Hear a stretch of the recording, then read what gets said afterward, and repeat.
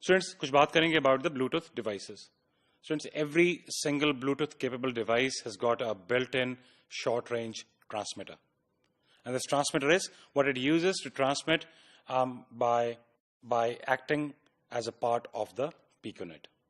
Students, the current data rate that is supported in the Bluetooth piconet or a scatternet is 1 megabits per second at a frequency of 2.4 gigahertz. Students, याद कीजिएगा हम लोगों ने 802.11b wireless LAN की discussion में we went through this particular frequency and we told you that 802.11b wireless LANs, it actually operates at a frequency of 2.4 gigahertz. So students, because Bluetooth works at the same frequency, there is a potential conflict between these two frequencies. So if they are working close to each other, you may face some issues because there is going to be interference between the two devices, one part of the 802.11b wireless LAN, the other part of the Bluetooth, both working at the same frequency, and they can interfere because they are working in the same frequency band. Students, we'll talk about the Bluetooth layers. Bluetooth, it defines multiple layers.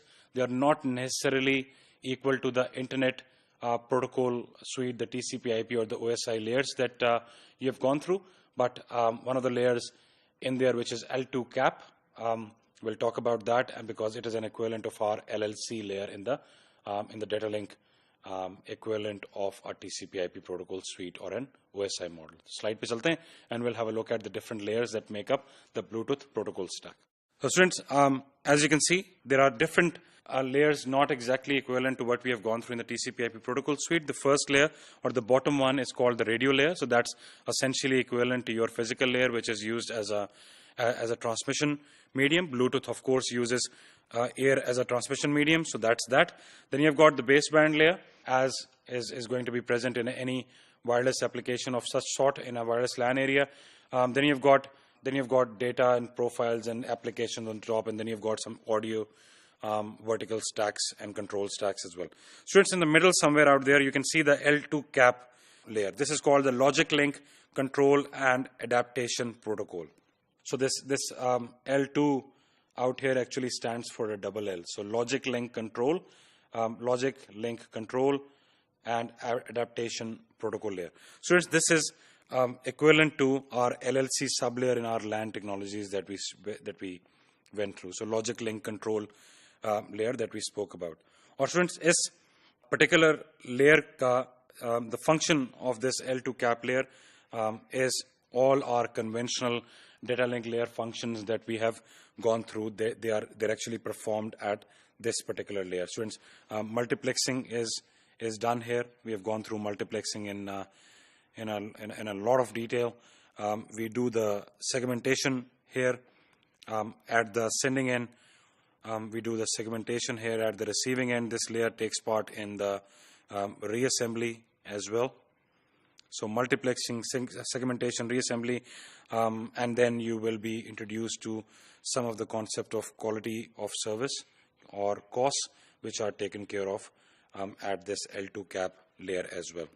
Students, the L2 cap data packet format, we have got 16-bit length field, so 2 bytes out here, the first one, and that defines the length of the data, actual data that we are carrying.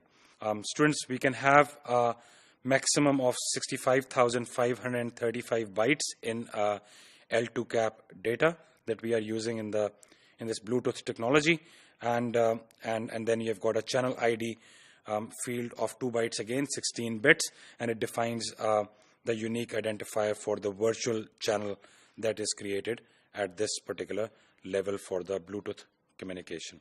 Now, students, मैंने आपको बताया था कि this particular technology of Bluetooth, it is a wireless LAN technology. So it basically uses a particular variant of TDMA, time division multiple access, और इस variant को हम बोलते हैं TDD, which means time division duplex. So it uses TDD, time division duplex, time division multiple access technology, and it's a kind of a half duplex communication. In this particular case, the sender and the receiver can both send and receive both parties that are talking, primary and secondary, they can send and receive, but not at the same time. So students, first type of single secondary communications, it's called single secondary because we have got the simplest forms in which we have got one primary and one secondary. So ये single secondary communication के case में, while using TDD, TDMA, the primary can send and receive as well, and the secondary can send and receive as well, but not at the same time. So what we do is, this is the case of a piconet in which we have got one secondary. The TDMA operation, it's very simple. The time is divided into slots of 625 microseconds each. So your one time slot that you have got out here, it is 625 microseconds each. As you can see, one particular packet out here, the L2 cap or the Bluetooth frame, it's taking 366 milliseconds in that, in one hop. And the key to note is this 625 microseconds time slot. The even time slots are used by the primary to send the data to secondary. So this first one, 0, 2, 4, all of this is used by the primary to send the data to secondary. And then you've got the secondary, which is transmitting the data in the odd time slots. So slot 0, primary will send and secondary will just listen or receive. And in slot 1, the secondary sends and primary receives, and this cycle is actually what is shown in your slide. Students, then you have got the multiple to secondary communication, and in this case, because you have got multiple secondaries, the communication is a little more detailed in this particular case. The primary uses the even numbered slots in this case, but a secondary only sends in the next odd number slot if the packet in the previous slot it is addressed to that particular secondary. So students, first case में देखिएगा, ये जो primary है, it is sending in the even number slots, and the packet is addressed to secondary number 1. So in the next slot, only secondary number 1 can communicate. In the next case, you can see this particular communication is addressed to secondary number 2. So in the next one, secondary 1 will stay quiet, but you have got your secondary 2, which is going to be communicating in this next odd slot. And students, this is how we actually do the TDMA or time division duplex TDMA communication in the case of Bluetooth.